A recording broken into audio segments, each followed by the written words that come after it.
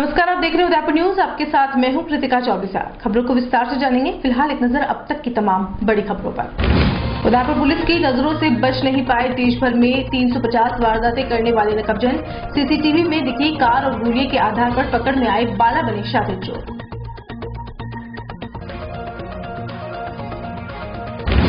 शराब को न्याय दिलाने के लिए कलेक्ट्रेट पर जमा हुए लोग, ससुराल पक्ष पर जहर देकर मारने का आरोप, पुलिस के खिलाफ जमकर की नारेबाजी।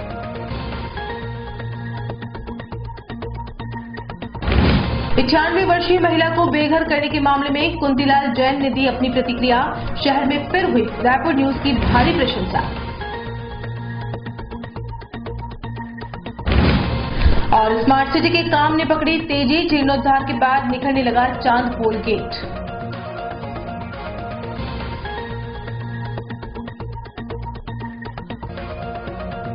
और अब खबरें विस्तार से। सबसे पहले बात करते हैं हिरणमगरी पुलिस को मिली सफलता की।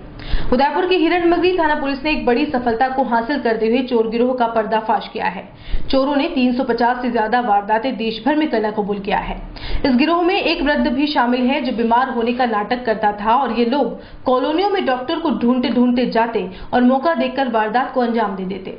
देश भर में वारदात पर वारदात करते रहे लेकिन कभी पकड़ में नहीं आया और इनका आंकड़ा 350 से ज्यादा का पहुंच गया। लेकिन उदयपुर पुलिस की नजर से कोई आरोपी निकल जाए यह तो संभव ही नहीं। इस बार चोरों ने वारदात को अंजाम तो दे दिया लेकिन उन्हें यह नहीं पता था कि उदयपुर पुलिस टीम में भूपेंद्र और विक्रम जैसे शातिर जवान हैं। इस बार इस गिरोह ने जहां वारदात की वहां पर कुछ नहीं था। 4 फ्लैट्स के एक कॉम्प्लेक्स में इन्होंने 26 नवंबर दिन दहाड़े वारदात को अंजाम दिया और आराम से निकल लिए। इन्होंने समझा होगा कि किसी ने इन्हें नहीं देखा होगा क्योंकि कॉम्प्लेक्स तो सूना था और आसपास कोई चहल पहल भी नहीं थी। लेकिन इन्हें यह नहीं पता था कि इन्हें तीसरी आंख देख रही है और यही तीसरी आंख कभी झूठ नहीं बोलती। आइए सबसे पहले वह वीडियो आपको बताते हैं जिसमें RJ 19 नंबर की होंडा सिटी कार आ रही है। उसमें से ये शातिर चोर बाहर निकले और सिर्फ 3 मिनट में वारदात को अंजाम देकर कार में फिर बैठ गए। उदयपुर न्यूज ने भी अपनी तरह की जांच कर वीडियो जुटाए। आइए पहले इसे देख लेते हैं।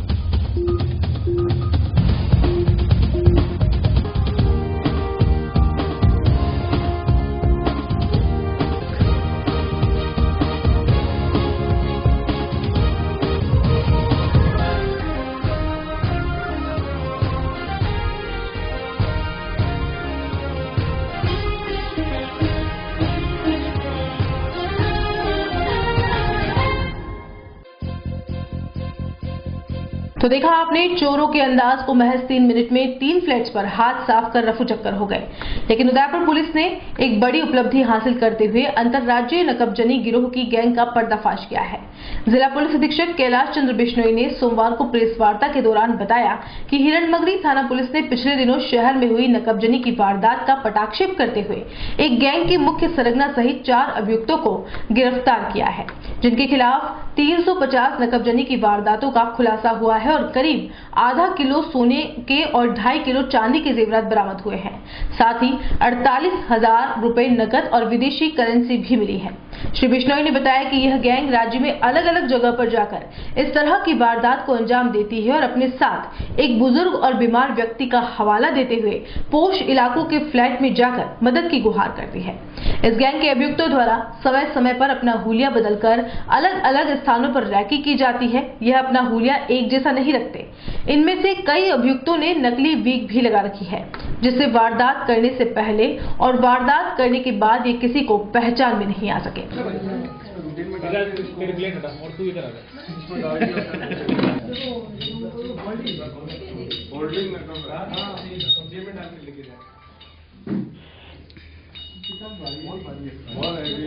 इसीलिए तोड़ पाता है सब बनाने वाले को भी धन्यवाद। सड़क की खामी वामी होगी वो तो उसका एडवांस थे, वो तो वो अपने सर्जिकल ग्लव्स और रखते थे, ये बात उसके फिंगरप्रिंट भी नहीं आते सर, ये बात वो बरेली की स्पेशलाइज्ड गैंग है, जैसे इनके पास ग्लव्स हैं, सर्जिकल ग्लव्स हैं, के अंदर भी कहीं भी अगर बरेली में लगता है इसका भी इंस्टीट्यूट चल रहा है की टाइप के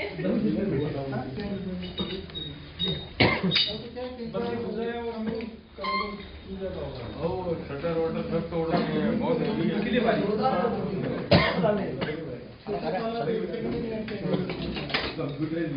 बनाए इस तरीके से खोल के रखो। तो देखिए, जैसा यहाँ की आपकी जानकारी में आया होगा, 26 तारीख को अपने हिरन मगरी थाना क्षेत्र में सेक्टर 4 और 5 में करीब 4 फ्लैटों में दिन के समय में नकबजनी हुई थी। तो इकट्ठा 4 वारदात होने पर हमारी सिटी के एडिशनल एसपी और इनकी टीम एक्टिव हुई और टेक्निकल आधार पर हमने एक गाड़ी आइडेंटिफाई करी, जिसको गाड़ी पर इन्वेस्टिगेशन करने पर गाड़ी के बाद में वो नंबर्स तो फेक निकले, पर उसी को आगे बढ़ाते हुए हमने थाने के 2 होशियार कांस्टेबल्स थे, वो कंटिन्यूसली सिटी में विभिन्न स्थानों पर घूमते रहे और उन्होंने गाड़ी को दोबारा ट्रेस किया और बहुत ही सिस्टमेटिक तरीके से उन्होंने आगे जाकर गाड़ी को इंटरसेप्ट करके उनको रोक करके रखा और तब तक थाने से जाब्ता बुला के पकड़ा। तो बेसिकली इसमें जो इशू निकल कर के आया, ये गैंग है जो बेसिकली बरेली उत्तर प्रदेश के कैंट थाना क्षेत्र की रहने वाली है। सरफराज और इनकी गैंग है, बेसिकली 4 बदमाश हैं। इंटेरोगेशन में एक चीज़ सामने आई, इन्होंने करीब 4 स्टेटों के अंदर यूपी, बिहार, राजस्थान और गुजरात विशेष तौर पर इन 4 स्टेटों में 250 से करीब 300 के बीच में नकबजनी करना एक्सेप्ट किया है। मॉडस ऑपरेंडी इनकी रहते हैं, बाकायदा ये अपने एक व्हीकल में लेकर के निकलते हैं, जिस स्टेट में एंटर करते हैं उस स्टेट की नंबर प्लेट इनके पास तैयार रहती है, उसकी नंबर प्लेट को लगा लेते हैं। ये अपने साथ में एक बुजुर्ग व्यक्ति को रखते हैं, उसकी कोई बीमारी संबंधी एक फाइल भी तैयार रखते हैं एक डेमो सीन क्रिएट करने के लिए, और उसके बाद में स्पेसिफिकली ये टारगेट करते हैं फ्लैट्स को, और वो भी दिन के समय, क्योंकि उनको जानकारी रहती है कि भाई फ्लैट्स में अमूमन नौकरी पेशा लोग दिन के समय बाहर रहते हैं, तो उन फ्लैट्स को टारगेट किया जाता है।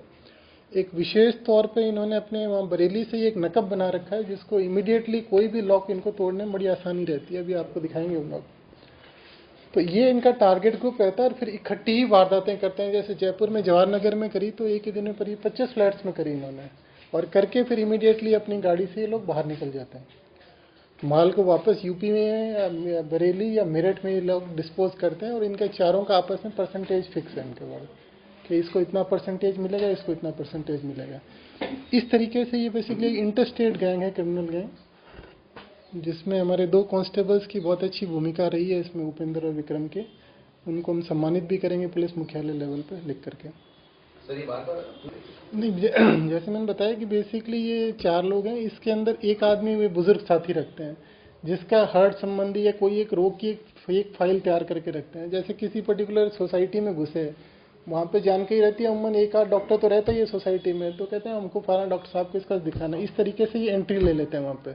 एंट्री करके उसके बाद में ये रेकी करते हैं कि पर्टिकुलरली कौन कौन से फ्लैट्स हैं, ग्राउंड फ्लोर को छोड़ते हुए, क्योंकि ग्राउंड फ्लोर में आवाजाही रहती है गार्ड की, उस फ्लैट को छोड़ते हुए ग्राउंड फ्लोर को जिन जिन पर ताला लगा रहता है उनके नकब डाल करके तोड़ देते हैं। उसको भी क्रॉस चेक करते हैं पहले बेल बजा करके, अंदर भी कोई नहीं रह रहा हो।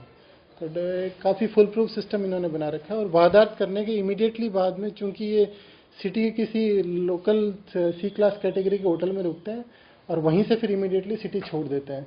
तो जब तक आदमी वापस घर पहुंचता है, आकर के थाने में रिपोर्ट करता है, उससे पहले शहर छोड़ चुके होते हैं। फ्लैट में तो हार्डली नकब से इनको तोड़ने में तो 2 मिनट भी नहीं लगते, उसको अंदर घुस करके फिर जो इनको तैयारी करनी आधा ही घंटा मुश्किल से मान लीजिए। अगर उसके अंदर लॉक का सामान ज़्यादा है तो थोड़ा समय ज़्यादा ही लग सकता है इनको। क्रिमिनल रिकॉर्ड अभी हमने यूपी में भेजा है, हमारा बंदा यहाँ से जो जाके इनके क्रिमिनल रिकॉर्ड लेकर के आएगा थाना कैंट से। इनकी जो तलाशी में कुछ इस तरह के डॉक्यूमेंट्स मिले जिनसे इनकी मुलजिम पेशी जो होती है उससे संबंधित रिकॉर्ड है, तो ये पेशा इनकी चल रही है कहीं ना कहीं। ओरिजिनली ये कोई एक मेरठ की एक गैंग हुआ करती थी, उसके ये एलाइड पार्टनर्स थे। बाद में चूंकि इनको लगा कि ये हमको हिस्सा कम मिलता है, तो इसने अपनी इंडिपेंडेंट गैंग इसने ईजाद करी, जिसमें नए लोगों को लिया, इसने शामिल किया, और फिर उसमें गैंग में अपने इन्होंने परसेंटेज शेयर के आधार पर वारदातें करनी शुरू करी है। कितने ड्यूरेशन में ये तमाम वारदातें जो 300-350 वारदातें हुई होंगी? ये करीब इसी साल की सारी वारदात है। इवन अपने नाथद्वारा में करीब अपने जुलाई माह की शायद अपने 18 लाख की नकबजनी कर रखी है, इन्होंने कैश लेकर गए थे जुलाई महीने की। और अपने उदयपुर में ये 3 बार आए हैं इसी साल में, तीनों बार इन्होंने वारदात करी, हिरन मगरी में करी, हाथीपोल क्षेत्र में करी हुई है। बाकी और गहनता से इनसे अनुसंधान कर रहे हैं। रिकवरी भी इनकी तलाशी के अंदर गाड़ी में करीब आधा kg गोल्ड है, 2.5 kg चांदी है और कैश की रिकवरी भी हुई है। तो कम्युनिकेशन कैसे फोन यूज करते हैं? नहीं, फ़ोन्स तो यूज़ करते हैं ये लोग, पर वारदात के टाइम में तो नॉर्मली फ़ोन अपने बंद कर लेते हैं क्योंकि चारों साथ ही रहते थे ये, तो उसका आईटी का कोई ज़्यादा यूज़ नहीं करते। पर इन्होंने अपने स्टेट को छोड़ करके दूर दराज के क्षेत्रों में करते हैं। इनको अमूमन जानकारी रहती है कि भाई एक तो पुलिस इतना पीछा नहीं कर पाएगी और इमीडिएटली सिटी छोड़ दो तो आप, हाँ, उसमें एक विशेष ध्यान और रखते हैं। जिस सोसाइटी को टारगेट करते हैं फ्लैट्स को, उन्हीं को टारगेट किया जा रहा है जहाँ पर अमूमन गार्ड्स नहीं होते, जहाँ CCTV नहीं होते। अब सिटी में एंटर करके इस तरह की सोसाइटी नहीं मिलती तो थोड़ा रिस्क लेकर के, जैसे बुजुर्ग आदमी की फाइल को आगे बढ़ाते हैं, डॉक्टर्स के रूप में एंट्री कर जाएं, किसी और रूप में एंट्री कर दें, सोसाइटी में एंटर कर दें। पकड़ में कैसे आए? अभी वो तो निकल गए थे, फिर आप कह रहे थे वापस। ये बेसिकली इन्होंने 26 तारीख को अपने 4 घरों में नकबजनी करी, इन्होंने फ्लैट्स के अंदर। उसमें फिर हमने वहाँ के आसपास के एरिया के CCTV सर्च करा। उन फ्लैट्स में तो नहीं था, पर आसपास की लोकेलिटी में कोई जोधपुर नंबर की संदिग्ध गाड़ी समझ में आई। उस गाड़ी के नंबर जब हमने चेक कराए तो वो गाड़ी के नंबर फेक निकले। तो कांस्टेबल्स उस गाड़ी का नंबर, एक्चुअली यहाँ के थाने की जो स्पेशल कांस्टेबल्स हैं 2, इनको गाड़ी के नंबर्स के आधार पर टीम में सिटी में लगा रखा था कि भाई गाड़ी को और सर्च कर लो, कहीं रुके हुए तो नहीं है। तो इनको नेक्स्ट डे ये गाड़ी स्पॉट हो गई। तो दोनों कांस्टेबल ने बहुत होशियारी करी, उनको इस बहाने से रोका, क्योंकि ये संख्या में 4 थे, कांस्टेबल 2 थे। इस बहाने से रोक के रखा कि भाई आप पीछे कोई एक्सीडेंट करके आए हो तो आप रुक जाओ, हम आपसे बात कर लेते हैं, हमारे थाने को इतला कर देते हैं। इस दौरान इन्होंने 10-15 मिनट उनको बातचीत में लगाए रखा, तब तक थाने का जाब्ता पहुंचता है, इनको ओवर पावर करके लेकर के आता है। वो मैंने बताया ना, ये दोनों कांस्टेबल जो थे हमारे, ये दोनों सिटी के अंदर इस गाड़ी की सर्च के अंदर घूम रहे थे। इनको ये गाड़ी स्पॉट हो गई और इन्होंने स्पॉट करके गाड़ी का पीछा किया। पीछा कर करके इन्होंने फिर एक एक्सीडेंट की स्टोरी क्रिएट करके इनको रोका किसी बहाने से। उस कांस्टेबल को भी इन्होंने बेवकूफ़ बनाने की कोशिश की, वो फाइल दिखा के कि भाई हमारे साथ ये बुजुर्ग आदमी है, इसके 80-90% ब्लॉकेज है, ये कभी भी मर सकता है। इस तरह का एक सीन क्रिएट किया। तो बातचीत में होशियार कांस्टेबल से उलझाए रखा, तब तक SHO अपने जाब्ते के साथ पहुंचा और इनको ओवरटेक। शहर के मनोहरपुरा बड़गांव निवासी निशा राव की शादी 10 महीने पहले मावली के गुड़ली निवासी नरेश राव से हुई थी, लेकिन 1 माह पहले विषाक्त वस्तु के सेवन से निशा की मृत्यु हो गई थी। निशा के परिजनों ने निशा की मौत के बाद ससुराल वालों पर दहेज प्रताड़ना का इल्जाम लगाते हुए डबोक थाने में मामला भी दर्ज कराया था, लेकिन पुलिस की उदासीनता के चलते परिवार को अभी तक न्याय नहीं मिल पाया है। परिजनों ने आरोप लगाया है कि करीब 1 माह बीत जाने के बाद भी पुलिस प्रशासन द्वारा कोई कार्रवाई नहीं की गई है और आरोपी अभी भी पुलिस गिरफ्त से बाहर है। ऐसे में सोमवार को समाजजन कलेक्ट्रेट पहुंचे और जिला कलेक्टर को ज्ञापन सौंपकर अपराधी के खिलाफ उचित कार्रवाई करने की मांग की है। कलेक्ट्रेट के बाहर जमा हुए परिजनों ने निशा को न्याय दो, IG मैडम न्याय दो, अपराधी को फांसी दो और उदयपुर की बेटी मर रही है, पुलिस हमारी सो रही है जैसे नारे लगाए। नूपुर सेवा संस्थान के बैनर तले जिला कलेक्टर को ज्ञापन देते हुए ससुराल पक्ष पर आरोप लगाते हुए कहा कि निशा के पति नरेश राव की किसी अन्य महिला के साथ अवैध संबंध है। इसी के चलते पति पत्नी में अनबन चलती रहती थी और पति के अवैध संबंध की जानकारी निशा को मिलने और समाज में बदनामी हो जाने के डर से ससुराल वालों ने निशा को जहर देकर मार दिया है और पुलिस अपराधियों के लिए कोई कार्रवाई अब तक नहीं कर पाई है।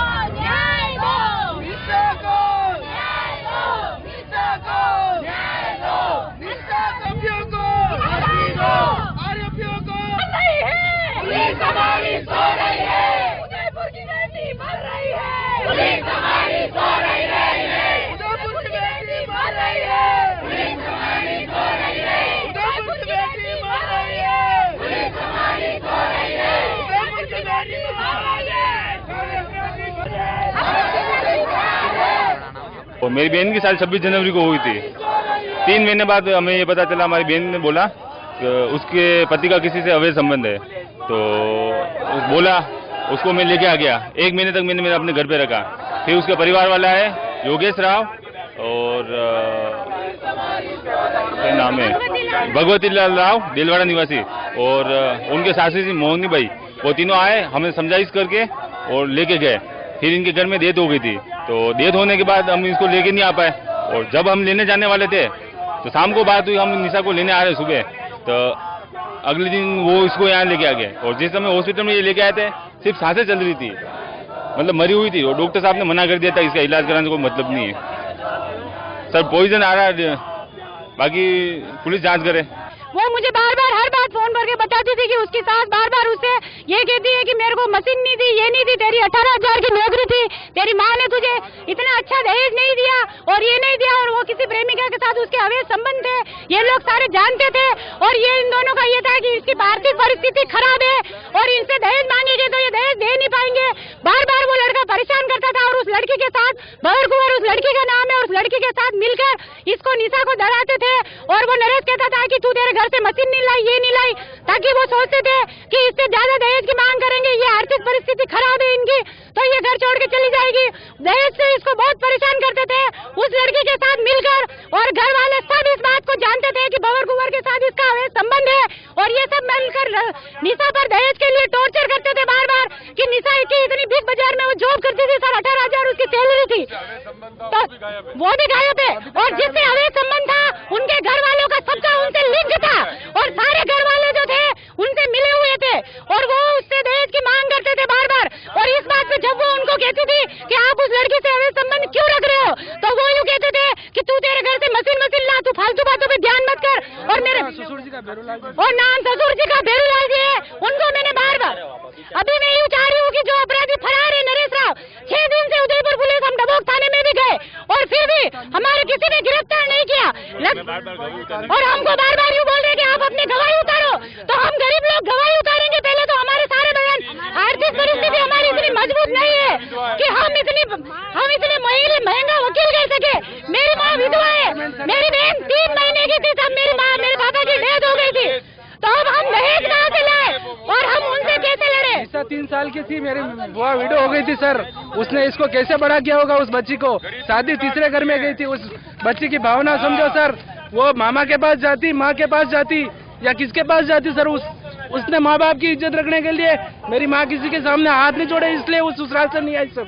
और 6 दिन से आरोपी फरार है सर। उस आदमी की गवर्नमेंट सर्वेंट है, पैसे वाला है, इसलिए इस विधवा औरत की भावना को दबा दिया। उस बच्ची का पिता नहीं है, इसलिए उसके सामने कोई बोलने वाला नहीं है इन लोगों को। सब एम.कॉम कराई मेरी बुआ ने। उस बच्ची ने sir oven, online micro oven सब खरीदा था उसके ससुराल के लिए और सब चीजें ऑनलाइन हमने एलईडी टीवी तक दी थी। हमारी ऐसे लोग सर समाज में रहेंगे। रणधवल एवं क्षत्रिय नगार्ची दमामी समाज को गैर मुस्लिम एवं मुस्लिम बताए जाने के खिलाफ सोमवार को अखिल क्षत्रिय दमामी समाज मेवाड़ ने जिला कलेक्टर को ज्ञापन देकर उक्त समाज को हिंदू धर्मावलंबी बताए जाने की मांग की है। आपको बता दें कि रणधवल एवं क्षत्रिय नगार्ची दमामी समाज को जाति प्रमाण पत्र और जमाबंदी की नकल में मुस्लिम और गैर मुस्लिम शब्द का उपयोग किया हुआ है। ऐसे में समाज ने राजस्थान सरकार के खिलाफ आक्रोश व्यक्त करते हुए राज्य सरकार द्वारा जातियों के साथ छेड़छाड़ करके राजपूत समाज को मुस्लिम वर्ग से जोड़ा जाने का विरोध किया है। समाज ने आरोप लगाया है कि राजस्थान सहकारिता विभाग और समाज कल्याण विभाग के क्रम संख्या 56 पर जो जातियां दर्ज है उसमें दमामी, नगार्ची और रणधवल राजपूत जातियां हैं। उनको 2009 में सरकार के द्वारा गैर मुस्लिम और मुस्लिम करार दिया गया था, जिससे समाज के साथ घोर अन्याय हुआ है और जल्द से जल्द इसमें संशोधन करने की मांग की है।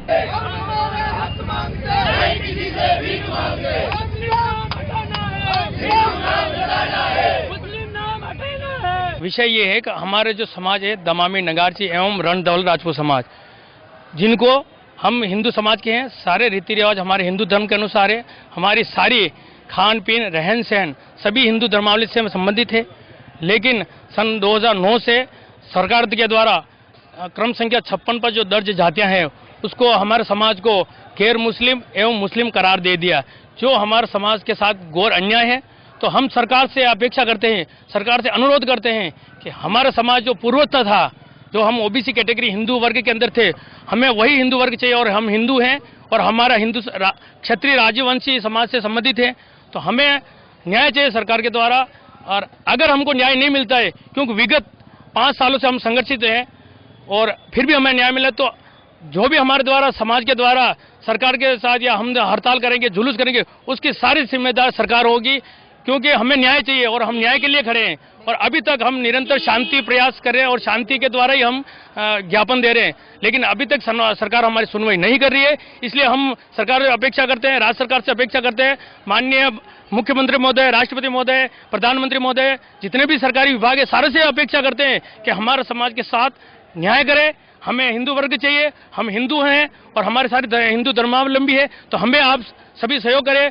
प्रेस कॉन्फ्रेंस आपसे भी निवेदन है कि हमारी मांग सारी सरकार सारे विभागों तक पहुंचाए, ताकि हम आपके भी आभारी रहेंगे। हम ज्ञापन देना है सरकार को। हैदराबाद में हैवानों की दरिंदगी का शिकार हुई महिला डॉक्टर को न्याय दिलाने के लिए पूरे भारतवर्ष में लोगों का आक्रोश साफ देखा जा रहा है। ऐसे में उदयपुर में भी कई सामाजिक संगठनों द्वारा जिला कलेक्टर को ज्ञापन देकर आरोपियों को सख्त से सख्त सजा दिलाने की मांग की जा रही है। सोमवार को कलेक्ट्री पहुंचकर अखिल भारतीय प्रगतिशील महिला एसोसिएशन, एडवा और कई सामाजिक संगठनों ने अपना विरोध प्रदर्शन किया है।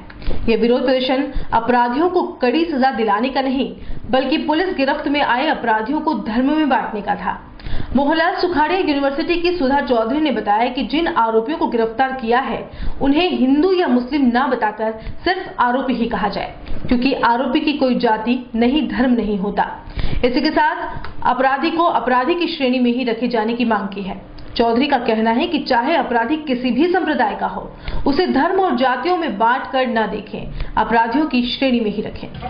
जैसा कि आप जानते हैं कि हैदराबाद में हाल ही में प्रियंका रेड्डी नामक जो कि डॉक्टर थी, उसके साथ जिस तरह की दरिंदगी हुई है, उसके विरोध में आज हम लोग यहाँ सब इकट्ठे हुए हैं। अखिल भारतीय प्रगतिशील महिला एसोसिएशन, एडवा और इस शहर के तमाम जो प्रजातांत्रिक मूल्यों में विश्वास करते हैं, जो इस देश की आज़ादी में विश्वास करते हैं, वो सब यहाँ मिलकर के एक विरोध प्रदर्शन कर रहे हैं। और इसमें हम ये बताना चाहते हैं, हालांकि जो बलात्कारी थे वो गिरफ्तार हो गए हैं, लेकिन जिस तरह से एक खास तरह की विचार यहाँ पर परोसे जा रहे हैं, सोशल मीडिया में जो दिखाने की कोशिश हो रही है, उस विचार के खिलाफ असल में हमारा विरोध है आज। और ये विचार ये है कि इसको हिंदू मुस्लिम के रूप में एक तरह के सांप्रदायिक इसको रंग देने की जो कोशिश हो रही है सत्ता के द्वारा, उस सांप्रदायिक सोच के ऊपर असल में हम लोग चोट करना चाहते हैं। क्योंकि इस देश की कोई भी महिला है, चाहे हिंदू है, चाहे मुस्लिम है, चाहे किसी भी दूसरी जाति या धर्म की है, वो न्याय है वो केवल उस लड़की का जो कि उसके साथ ज्यादती है, उसके खिलाफ न्याय हम मांगना चाहते हैं, न कि हिंदू मुस्लिम के रूप में। जो मूल सवाल है कि किस तरह से इस व्यवस्था में महिलाओं के आजादी के ऊपर लगातार जिस तरह से पितृसत्ता के हमले हो रहे हैं, जिसका एक रूप बलात्कार की घटना है, उस तरह की घटनाओं को रोकने के लिए किसी तरह का ठोस कदम नहीं उठाते हुए, बल्कि ये दिखाने की कोशिश हो रही है, उसमें कह रहे हैं कि मुख्य अपराधी, अब ये जब 4 जने हैं, बलात्कारी चारों हैं, तो उसमें मुख्य अपराधी मुस्लिम है। ये जो दिखाने की और जो सोशल मीडिया में बताने की आईटी सेल उनका लगातार ये दिखाने की कोशिश कर रहा है, जैसे यहाँ इस देश में, और वो ये बताने की कोशिश कर रहे हैं कि नारे लगा रहे हैं कि देश में मुसलमानों से हिंदू लड़कियों की रक्षा करो, जबकि ये मामला बिल्कुल उल्टा है। इसमें हिंदू मुस्लिम की बात ही नहीं है, चारों अपराधी हैं वो बराबर के अपराधी हैं। और यहाँ पर इसलिए उसकी कानून को सख्त करने की, उसमें बलात्कारियों को कठिन से कठिन सजा देने की बात नहीं होकर के उसको मुस्लिम और हिंदू के रूप में देख करके जिस तरह की सोच यहाँ पर इस समय काम कर रही है, उस सोच के खिलाफ आज हमारा बहुत विरोध है। और हम ये बता देना चाहते हैं कि इस देश की महिलाओं की आज़ादी का सवाल पितृसत्तात्मक ताकतें हैं वो पीछे नहीं धकेल सकती हैं।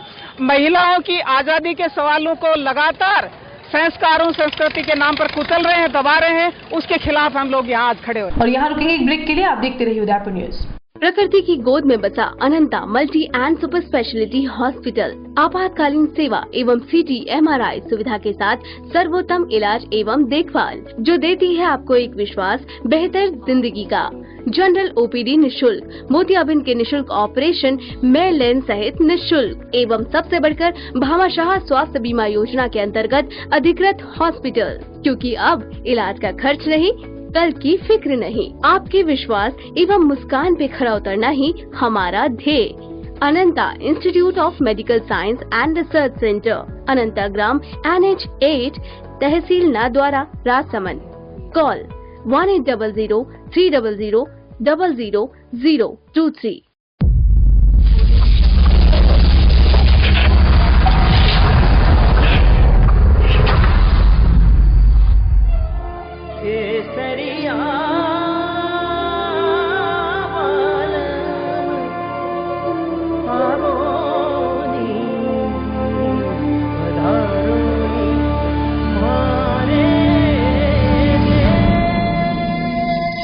उदयपुर में 19 से 21 दिसंबर को शोभापुरा 100 फीट रोड स्थित अशोका ग्रीन पैलेस में Udaipur hospitality and catering conclave और इंडियन फूड कार्निवल 2019 का आयोजन होगा।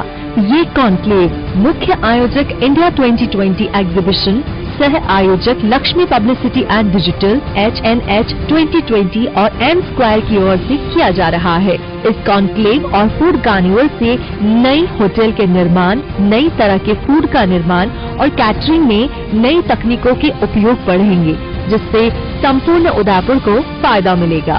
इस कॉन्क्लेव में kitchen equipment, port and hotel hospitality technology, food and beverage accessories, food decor and food display equipment, fast food kitchen equipment, mocktail accessories, housekeeping accessories, cutlery, table ware cloth, chafing dish, laundry, hotel room की सजावट में उपयोग आने वाले bag, गद्दे, TV, electronic kettle जैसे कई वस्तुओं का प्रदर्शन किया जाएगा। इसके साथ ही इंडियन फूड कार्निवल में Mexican, American, Thai, Chinese, Italian, Spanish, Turkish और लेबनिश देशों का फूड प्रदर्शित होगा। कार्निवल में संबंधित देश और राज्यों के फूड स्टॉल्स को पारंपरिक अंदाज में सजाया गया है, जो अपनी खाद्य संस्कृति को पेश करेगी। एक्सपो के दौरान विभिन्न देशों और राज्यों के पारंपरिक व्यंजनों का लाइव फूड कार्निवल में आने वाले लोगों के लिए आकर्षण का केंद्र रहेगा। कार्निवल में होने वाले cooking competition, bakery, pastry, chef competition, mocktail competition में आप भी अपना हुनर दिखाकर कई बड़े खिताब और इनाम भी अपने नाम कर सकते हैं। वैदेही ग्रुप लाए हैं राजस्थान का number 1 housing project Vaidehi premium housing, जहां है green park, club house facility, children play area, community hall जैसी सभी मूलभूत सुख सुविधाएं, जहां है 1 BHK 12 लाख में और 2 BHK 22 लाख में 90% तक लोन सुविधा उपलब्ध, साथ ही GST पर 80% और स्टैम्प ड्यूटी पर 50% तक की छूट। Contact 9983305577 New Navratna Complex, Udaipur. Visit www.vaidehidevelopers.com. Royal Motors company पिछले 35 वर्षों से आपकी सेवा में।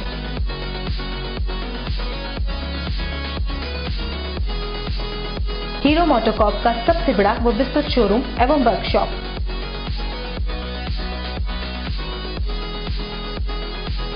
जहां आपकी 2 व्हीलर गाड़ी को मिलेंगी विश्व स्तरीय सर्विस एवं जनरल पार्ट्स की सुविधा।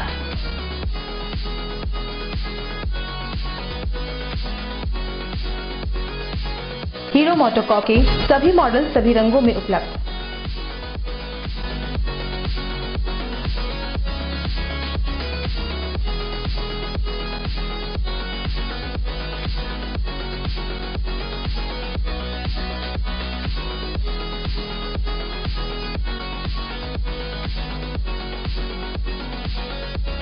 बुकिंग का लाभ उठाएं।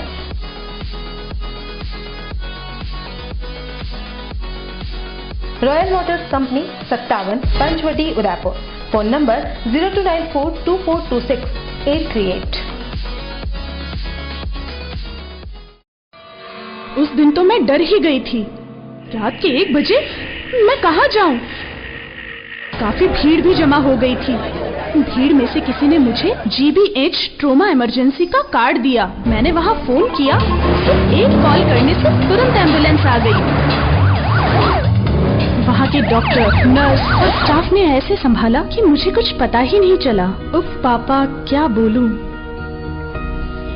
उसके बाद नर्स ने जब मेरे कंधे पर हाथ रखा तो मुझे एक भरोसा मिला। पापा, सिर्फ एक सलाह ने सब कुछ पहले जैसा ठीक कर दिया। तू तो पागल है। पापा, आप ही तो हो हमारे सब कुछ।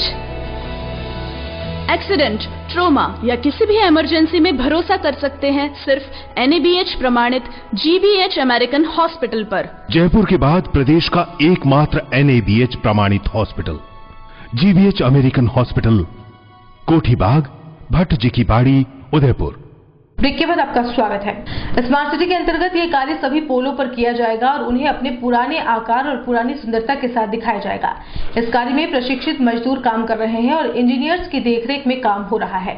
इन सभी पोलों पर पहले पुताई कर इन्हें सुंदर करने का प्रयत्न किया गया, लेकिन हेरिटेज लुक का अपना ही महत्व है, इसलिए इनकी पुताई और उन पर किए गए प्लास्टर को उतारकर पुनः पत्थरों को साफ सुथरा करना और उनके पुराने आकार में उन पर पॉलिश के साथ समय पर रंग रोगन करना और उन्हें सुंदरता प्रदान करना है। यह हमारी पुरातात्विक साल संभाल का भी प्रतीक है। सेक्टर 14 स्थित जैन छात्रावास में रविवार को दिल को दहला देने वाली घटना को सबसे पहले उदयपुर न्यूज ने आपको दिखाते हुए 98 वर्षीय महिला को न्याय नहीं मिलने की खबर का खुलासा किया था। उसके बाद से ही मानो इस प्रकरण से जुड़े सभी बड़े नामों के फोन गनगनाना शुरू हो गए, लेकिन सोमवार को खबर लिखे जाने तक सिर्फ कुंतीलाल जैन ने अपना पक्ष रखा, बाकी कोई भी पक्ष अपनी बात रखने नहीं आया। हाँ, ये अलग बात है कि खबर चलाए जाने के बाद पुलिस मौजूदगी में समझौता हुआ और करीब 1,80,000 रुपए का चेक देकर लिखा पढ़ी करवाई गई। आपको बता दें कि रविवार अल सुबह ही महिला का सारा सामान बाहर फेंकते हुए जेसीबी से मकान को तोड़ दिया गया। अगर मानवीय पक्ष की बात करें तो 20 सालों तक जो घर में रह रहा है और बिना कहे ही रविवार के दिन उसका सामान बाहर फेंककर बेघर कर दिया जाना न्यायोचित नहीं है। जो समाज सबसे ज्यादा वृद्धा आश्रम और अनाथ आश्रम बनाता है, उसके द्वारा यह कृत्य करना निंदनीय ही है। सर, ये 20 साल से इस आश्रम में ये महिला है, यहाँ पे चौकीदारी कर रही है इस तरीके से। यहाँ पे खाना भी बनाती है, बच्चों का सब कुछ करती है। इनके पहले कोई अध्यक्ष वगैरह कुछ हुआ करते थे, वो भी इस बार यहाँ से चेंज हो चुके हैं। वो पता नहीं कहाँ गए। 20 साल से डोकरी यहाँ पे बैठी है और इस तरीके से पूरा समाज आके और इस तरीके से डोकरी का घर में सामान वगैरह है सब बाहर फेंक दिया। अब ये बेचारी बुजुर्ग महिला कहाँ जाएगी? ये पूरा समाज इकट्ठा हो गया है, सब तोड़ फोड़ कर दी, अंदर जेसीबी वगैरह लाकर खड़ी कर रखी और पूरा एक तरफ समाज, इसकी एक माँ और ये सब बैठी हुई है। कहाँ जाएंगे ये सब? इनका 8-20 साल से इनका हिसाब किताब बाकी, वो कोई देने को तैयार नहीं। इस तरीके से रोड पे लाके डाल दिया इनको। ये कौन सा तरीका हुआ? ये कौन सा कानून? इनको 20 साल हो गए सर यहाँ पे रहते रहते। क्या करते थे यहाँ पे? ये बेचारी यहाँ पे चौकीदारी करती है और अंदर मेस में खाना बनाती है बच्चों का। माँ बेटी बिना बताए इस तरीके से हरकत हुई। इस पूरी समाज ने मिलकर ये चीज की, तो ये कौन सा तरीका, ये कौन सा कानून है यहाँ पे? क्या छात्रावास है ये छात्रावास है इनका जैन समाज का, वागड़ समाज का। अच्छा, बिना बताए ये सब किया गया है इन्होंने। समाज को अब कैसा, इस तरीके से अगर देखा जाए तो कैसे माना जाए इस समाज को?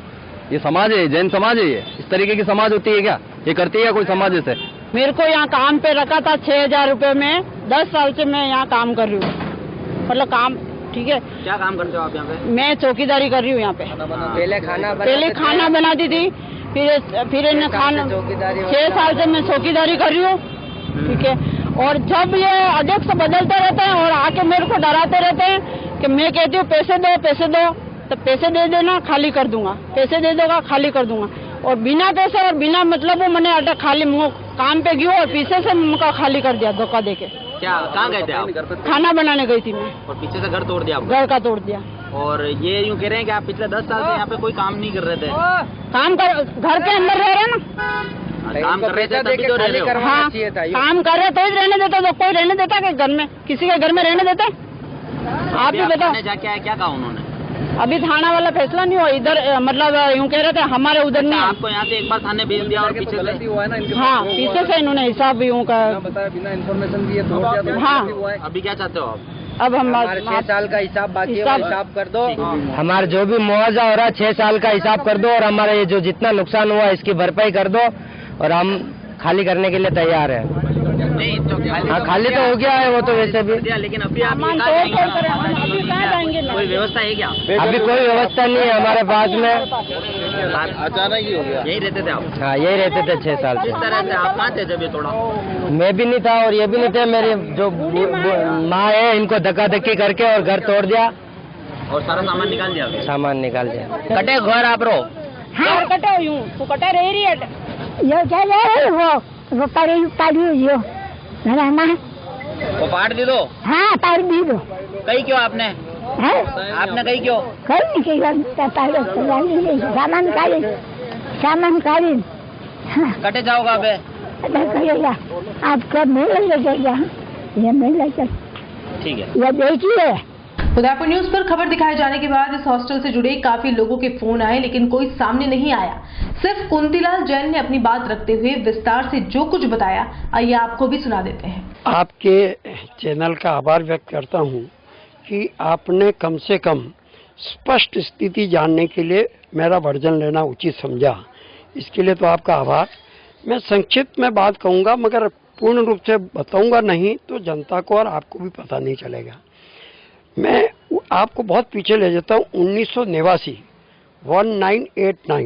1989 के अंदर हमारी जो ये महासभा है, जहाँ कल ये जो वारदात हुई, वहाँ 1989 में अनिंदा पार्श्वनाथ में मुझे महामंत्री बनाया था। मैं तब से लगाकर मैं निरंतर हमारे जब 3 वर्ष में चुनाव होते हैं, मैं महामंत्री निर्विरोध होता और अध्यक्ष और बाकी पदों के लिए चुनाव होते थे हमारे। और चुनाव होते हुए मैं निरंतर महामंत्री 5 बार महामंत्री रहा, मतलब 6 बार महामंत्री रहा और 6 बार महामंत्री निरंतर रहा। मैंने प्रयत्न करके, मेरी एज कम थी, मैं युवा था, तो मेरे मन में एक ये कल्पना थी कि मैं यहाँ हमारे बच्चों को शिक्षा के लिए, उदयपुर शिक्षा का केंद्र है, यहाँ छात्रावास बनाऊँ और बच्चे को रखूँ। उसकी नियत से मैंने ये UIT से, नगर विकास प्रन्यास से ये जमीन ली। आपको यहाँ ये स्पष्ट कर रहा हूँ कि महासभा अलग चीज़ है और यह जो भूमि ली है ये बिल्कुल रजिस्टर्ड ट्रस्ट अलग चीज़ है। दोनों चीज़ अलग है, मगर उसके अंदर ये है कि महासभा इसका संचालन करेगी। तो महासभा संचालन करे, हमको उसमें कोई आपत्ति नहीं है, वो भी समाज है और ये जो ट्रस्ट बना हुआ वो भी समाज है। उसमें रजिस्ट्रेशन के बाद में हमने नरेंद्र सिंह लखारी जब थे अध्यक्ष, तब ये मैंने ज़मीन अलॉट कराई। ज़मीन हमको 36 लाख रुपए में अलॉट हुई। हमने उनसे रिक्वेस्ट करके 50% कराया। फिर हमने कहा ये पहाड़ी एरिया है, उसके ऊपर 25% और कम कराया। फिर भंवरलाल जी शर्मा स्वायत्त शासन मंत्री थे, जो भारतीय जनता पार्टी के थे और मैं भारतीय जनता पार्टी का कार्यकर्ता था। मैं जयपुर लेके गया और मैंने कहा भाई साहब मेरे को फ्री में चाहिए ज़मीन, इसलिए मेरे साथ में राज्यपाल के साथ चलें, फ्री वो करेंगे। उन्होंने कहा बावला फालतू की बात मत कर, तू क्या चाहता है? मैंने कहा मैं ये एक छात्रावास बना रहा हूँ और मेरे समाज के लिए और आप करो। तो उन्होंने मुझे कहा, उन्होंने PA को बुलाया और उन्होंने कहा मिनिमम 10% पे इसको ज़मीन लेटर टाइप करके दे दो। 3,65,000 रुपये में वो 36 लाख रुपए की ज़मीन मैंने उनसे अलॉट करा के लाया। तब भी मेरे समाज के पास में खाली 54,000 रुपये थे। वो मैंने राज रतन कांच एंड कंपनी, मेरी जो फर्म है, उसका चेक देकर मैंने ज़मीन, क्योंकि उन्होंने कहा 48 घंटे के अंदर पैसा जमा होने के बाद में ये ज़मीन रहेगी। तो मैंने वह मेरी फर्म का चेक काटा मेरे नगर विकास प्रन्यास के नाम में और ये मैंने ज़मीन ली। ज़मीन लेने की बहुत लंबी कहानी मैं आपको नहीं बताऊंगा। मैंने ये 32 लाख रुपए में ये 2 मंजिला मैंने बिल्डिंग खड़ी की, 15,000 स्क्वायर फीट ज़मीन मैंने ली है और इसको मैंने एक महासभा को अपनी माँ समझकर इस संगठन को चलाया। ये जो कल के 9 सखी आए हैं, कोई कहाँ से डाकू बन के आया, कोई रोडवेज को लूट के आया, कोई पटवारी बन के लूट के आया, किसी ने मर्डर करके वो पैसा कमाया। ये ऐसे लोगों की एक नई गैंग बन गई है और ये गैंग जो है आक्रमण कर रही है। कर तो कुछ सकते नहीं, पैसे के बलबूते इन्होंने जो हरामखोरी का पैसा कमाया उसके बलबूते पे ये गलत काम कर रहे हैं और ये मेरे को कह रहे हैं। मैं आपको बता रहा हूँ, मैं आपको अभी इसी वक्त मैं आपको दे सकता हूँ, प्रति 3 वर्ष में हमारी अकाउंट की ऑडिट होती थी। प्रत्येक 3 साल में ऑडिट होती थी, चार्टर्ड अकाउंटेंट ऑडिट करता था। ये बेवकूफ़, ये चोटके तो अभी आए हैं 6 महीने, 6 साल 7 साल हुए, इन्होंने ऑडिट के हिसाब ही नहीं दिया। इन्होंने जितने पैसे आए घर का कोई लेना है ना देना है, ना कौन मालिक है, कोई ठिकाना नहीं है। मुझसे ये हिसाब मांग रहे हैं उस आदमी से जिसने नेकर पहन के इस बिल्डिंग को खड़ी किया और इसका पानी तलाई करके इस बिल्डिंग को बनाया। ये क्या समझेंगे इस चीज़ को? और मेरे पर आरोप लगे हिसाब नहीं दे रहे। मैं आपको ऑडिटेड जब से था और जब मैं हटा, मैं निरंतर 2001 में मेरे को जो है इन्होंने मैंने इस छात्रावास का उद्घाटन किया था 2001 में। 2001 से निरंतर मैं निःशुल्क छात्रावास चलाता था, बच्चों समाज के बच्चे पढ़ते थे उसमें। 3,000 रुपया उनका लाइट पानी का मैं लेता था प्रति वर्ष और बाकी सारा फ्री, खाना रहना सोना सब फ्री करता था और वो मैंने निरंतर किया। पहले मैंने अलग चौकीदार को रखा, उसके बाद में मैंने इस भाई को रखा। ये भाई मेरे साथ में कल लगभग 4-5 साल ये नौकरी रही। 4-5 साल का इसको बाकायदा पेमेंट किया है मैंने और इसकी रसीद है जो मैं आपके चैनल को आपको अभी बता सकता हूँ कि जिसमें कि भाई मेरी तनख्वाह पूरी प्राप्त की, मेरा कोई पैसा बाकी नहीं। मैंने इसको कहा, मैंने कहा देख भाई अब मेरे को इस समाज में बहुत टाइम हो गया, अब मैं नहीं रहूँगा, चुनाव भी नहीं लड़ूंगा और मैं रहूँगा नहीं, इसलिए तेरा हिसाब और लिख के दे दे और मकान खाली कर दे। उन्होंने कहा भाई 1-2 तारीख को मैं खाली कर दूँगी। चुनाव हो गए, नए अध्यक्ष मंत्री आ गए, उन्होंने कहा कि नहीं भाई खाली मत करो और तुम यहाँ चौकीदारी भी करो और काम भी करो। तो उन लोगों ने रखा।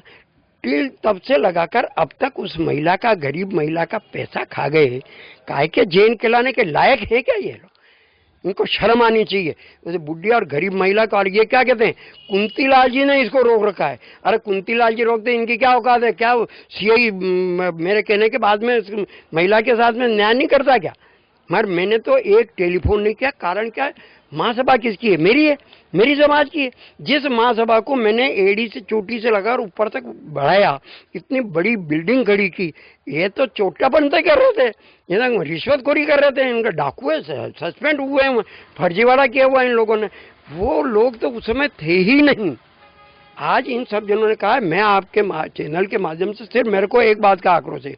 उन्होंने ये कहा कि कुंतीलाल जी ने हिसाब नहीं दिया और आपने उसको स्वीकार कर लिया और आपने चैनल पे चला दिया कि भाई कुंतीलाल जी ने हिसाब नहीं दिया। मैं आपको आपके चैनल के माध्यम में प्रत्येक समाज के व्यक्ति को मैं कहना चाहता हूँ, अगर ऑडिटेड चार्टर्ड अकाउंटेंट का जब तक कुंतीलाल जैन वहाँ था, मैं 24 साल महामंत्री अध्यक्ष रहा। कितने साल? 24 साल में मैंने कभी चुनाव नहीं लड़ा। हर पद पे चुनाव होते थे, कुंतीलाल जैन के लिए कभी चुनाव नहीं होता था। और मुझे इन्होंने समाज ने ये छात्रावास बनाया, मुझे मतलब बहुमान किया, समाज रत्न की उपाधि देख के मुझे चांदी की शील्ड दी इन्होंने। मैंने कहा मुझे नहीं चाहिए, बोले कि इतना बड़ा काम कोई कर ही नहीं सकता समाज में। और ये कल के उठेगिरी कहते हिसाब नहीं दिया।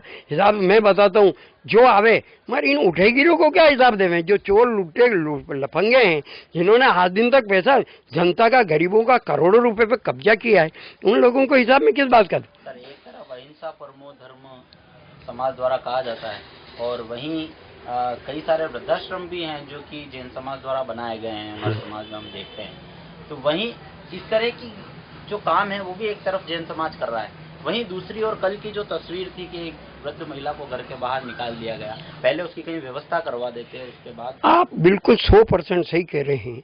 मैं आज भी, ये लोग कहते हैं मैंने अखिल भारतीय दिगंबर जैन दशा नरसिंहपुरा संस्थान बना रखी है। मेरे इस संस्थान का 10 राज्यों में काम है। ये जो महासभा है ना, वो तो 26 गांवों की संस्था है और मेवाड़ और वागड़ की है। मैंने पूरे इंडिया के अंदर, मैंने 10 राज्यों के अंदर काम खड़ा कर रखा है। और कल भी मैं ने निःशुल्क छात्रावास, निःशुल्क चिकित्सा शिविर भिंडर गांव के अंदर, समाज के नोरे के अंदर, भिंडर समाज की उपस्थिति में निःशुल्क जांचें भी की, निःशुल्क दवाएं बांटी। और मेरे सारे गांव के लोग, आसपास में जैसे बोईडा है, लूंदा है, कूण है, पाणुंद है, सारे गांव के लोग आए और उन्होंने मिले। जब 517 लोगों को मैंने ये किया। पुण्य का काम हम करते हैं। ऐसे 2-5 जने सब जगह मिलेंगे। गेहूँ खरीदोगे आप तो उसमें कायमे कहीं न कहीं रहेंगे। ये कायमे की गिनती में आते हैं ये लोग, मतलब कुछ नहीं। अच्छा, लोगों को गुमराह कर रहे हैं, 100% गुमराह कर रहे हैं। ये गुमराह नहीं कर रहे, 100%। अरे मैंने जो करोड़ों की संपत्ति बनाई है ना, उसके ऊपर प्लास्टर से करा के देख लो, क्या ये करेंगे? इनका घर बनाने का काम करते हैं, इसके अलावा ये कुछ नहीं करते हैं।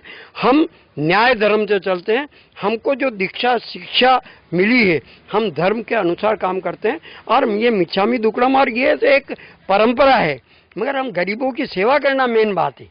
और उस गरीब महिला के साथ में इन्होंने अन्याय किया। और मेरे को क्या भाई ये नहीं किया, वो तो 50 बार। मैं आपको एक बात बहुत क्लियर कह रहा हूँ, मैंने जिस दिन मैंने महासभा छोड़ी, उसके बाद में उस महासभा भवन के अंदर पैर नहीं रखा मैंने। 7 साल हो गए। मैं एक उठमना हुआ था हमारी समाज का, उसकी सौगंध मत लगना, मैंने पैर ही नहीं रखा। इसलिए नहीं रखा कि ये लोग उठेंगे, ये कहेंगे कि मैंने वहां जाके कोई गड़बड़ किया, लड़कों को भिड़ाया, कुछ किया, ऐसा किया वैसा किया, जो भी थी। इवन देन हमारी समाज का निर्णय है, हमारी समाज के लड़के ही वहां पढ़ेंगे, निःशुल्क पढ़ेंगे। इन्होंने एक लड़के का 25,000 रुपया वसूल करना शुरू कर दिया और समाज के अलावा लोगों को रखना शुरू कर दिया। मगर मैंने बिल्कुल आवाज बंद रखी, कभी कुछ भी बात नहीं कही। कारण क्या है, समाज को जोड़ना बड़ा मुश्किल है, तोड़ना तो बहुत आसान काम है। मगर जब ये जिस रवैये को काम में ले रहे हैं, तो मेरी एक मजबूरी हो गई। हर मीटिंग के अंदर ये गुमराह करते हैं। सर कल की घटना पे जो मुझे बहुत दुख है, मुझे इतना दुख है कि कल्पना भी नहीं कर सकते आप। मतलब ये मैं नहीं कहता हूँ कि उसको नहीं निकालना चाहिए, वो अगर अपन उसकी तनख्वाह बाकी है पैसा दे देवे वो निकले। और वो उस महिला की भी हट धर्मी है कि जब उसको निकलना है तो उसको पैसा लेके निकल जाना चाहिए। मगर मेरे पर आरोप लगना, जिस महिला से मेरे बच्चों की कसम के साथ में कह रहा हूँ, उस महिला आज से 8 दिन पहले वो मेरे पास आई, मेरी संगठन का महामंत्री बैठा था, उसके सामने मैंने गेट आउट, मैंने कहा मेरे पास क्यों आई, तुम जानो और महासभा वाले जाने, तुम्हारा पैसा लेना उनसे लो, मेरे पास मैं न हुक्म आप रखी। मैंने कहा मैंने रखी तो मेरे टाइम का पैसा तेरे को नहीं दिया हो तो बता दे कि नहीं आपने दे दिया। मैंने कहा बाकी का जिसका काम किया उससे पैसा ले। कल एक माँ को एक सड़क पे लाके खड़ा कर बहुत दुख हुआ मेरे को इतनी पीड़ा हुई कि मैं तो कल 6 बजे भिंडर से आया और उसके बाद में मेरे को पता चला, मैं बहुत तड़पा, बहुत ईमानदारी से, जैसे मेरी सगी माँ के साथ में हुआ हो वो मैंने कल्पना की। ये अच्छा नहीं किया, भले उन्होंने 1-2 लाख रुपए दे दिए होंगे, पैसा तो हाथ का मेल है, इन्होंने चोटों ने करोड़ों रुपए कमाए तो कई 1,50,000 रुपये कहाँ फर्क पड़ता है यहाँ। मगर सवाल ये कि उस गरीब महिला जो हाथ पैर दूज रहे थे उस डोकरी को निकाल दिया। ब्राह्मण महिला है, अरे जैन समाज के लोग तो हजारों परिवार पालते हैं, हजारों ब्राह्मणों को पालते हैं, इन्होंने ब्राह्मण की हत्या कर दी। अरे कम से कम उसको ये कहते कि ये तेरा सामान है, ये इस हॉल के अंदर रख ले और कल तू मकान कहीं ढूंढ के और चली जाना, तू नहीं जाएगी तो ये मकान वापस कल बाहर निकाल देंगे। मकान फेंक दिया, उसका सामान फेंक दिया। ये जैन धर्म और ऐसे कर्म, कोई जैन धर्म के ऐसे कर्म नहीं हो सकते। मगर जैन धर्म में भी हमारे महासभा के सारे वरिष्ठ लोग हैं, समझदार हैं, मगर कुछ 5-4 जने ऐसे उठेगिरे भी हैं जिन्होंने मर्डर किए हुए हैं, जिन्होंने चोरियां की हुई है, करोड़ों गरीबों का खून पिया हुआ है, करोड़ों बीघा जमीनें अपने नाम की हुई है, रोडवेज में डाके डाले हुए हैं। जिन्होंने कहाँ किस के लिए मैं आपको बताऊं, जिन्होंने दूध की चोरी की, जिन्होंने महिला के साथ बलात्कार किया, ऐसे लोग तो ये आगे 2-5 जने हैं जो ये कर रहे हैं।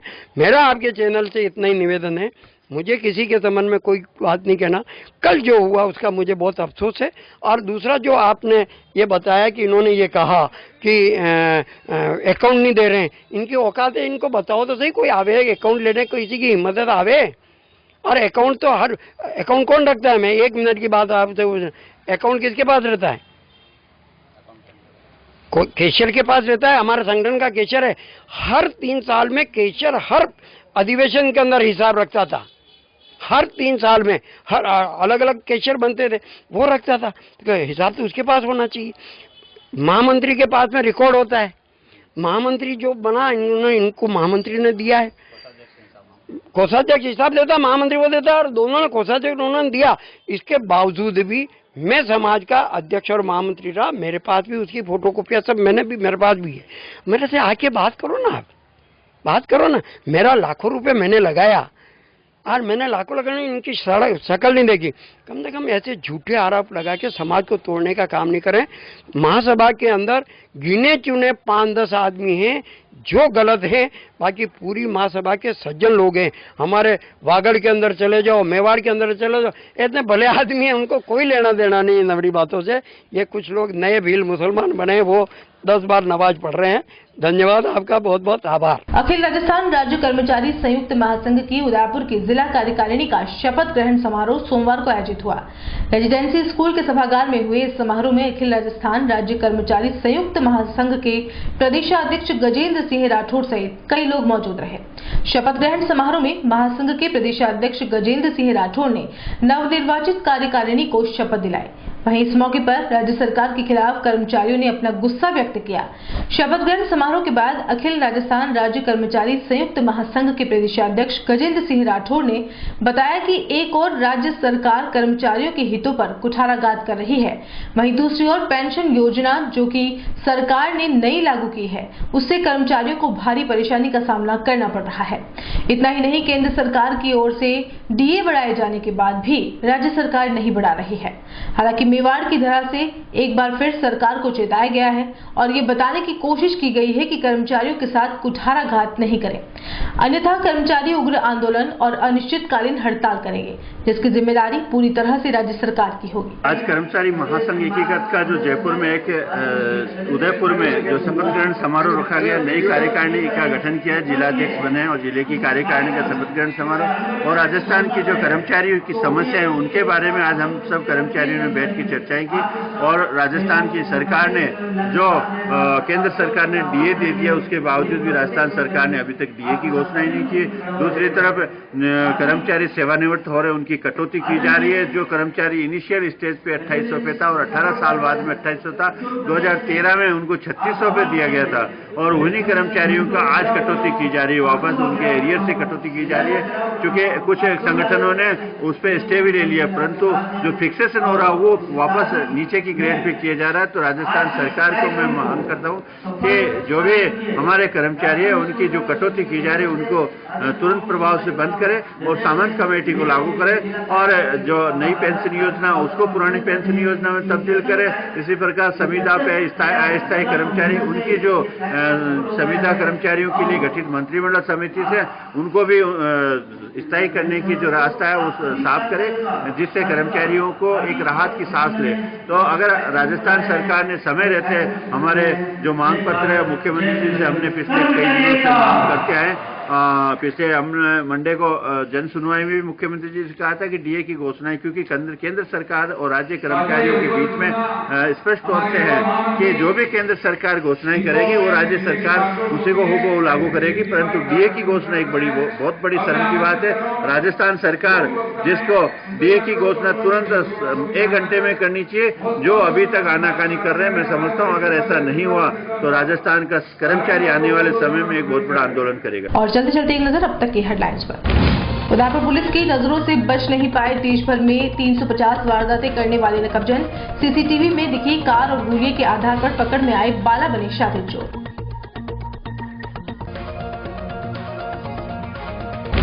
निशराब को न्याय दिलाने के लिए कलेक्ट्रेट पर जमा हुए लोग, ससुराल पक्ष पर जहर देकर मारने का आरोप, पुलिस के खिलाफ जमकर की नारेबाजी।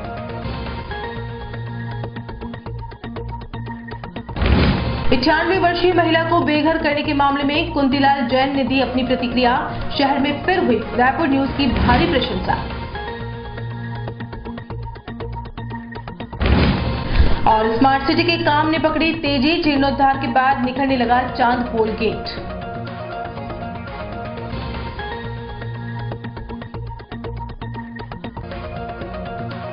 उदयपुर न्यूज के इस बुलेटिन में फिलहाल इतना ही। शहर की तमाम हलचल से आपको आगे भी रूबरू करवाएंगे।